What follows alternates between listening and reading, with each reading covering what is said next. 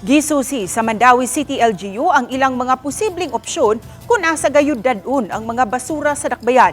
Taliwa ning pagkasira sa Binalyo Landfill. Ano ang report ni Nico Sereno? 65 million pesos. Kini ang garbage tipping fee nga tigbayaran sa Mandawi kada tuig para mahakot ang ilang mga basura sa mga private facilities.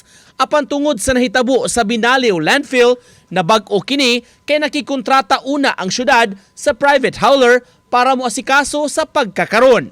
Apan mas mahal na unya ang mabayran, maong nimando ang mayor sa istrikto nga waste segregation gikan pa sa kabalayan. Kani atong 3 months lang na contract with the hauler, maabot og mga 68.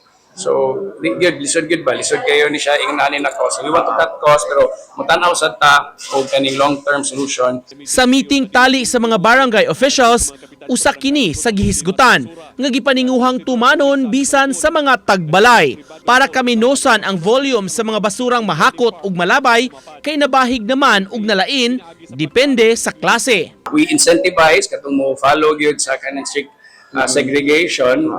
Ato pa nang i-reconstruct na naman ko ni incentive sila before, pero atong i-reconstruct or we have to implement sanctions which we don't want to do. Samtang nakamiting na ni Uwano ang mayor ug mga opisyales sa lungsod sa Aluginsan.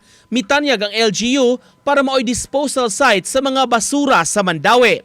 Butang nga gitan-aw pasab sa syudad o gitimbang-timbang pa.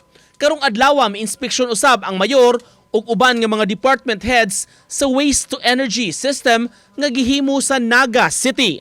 Kung mamahimo bang mapatuman usab kini sa Mandawi.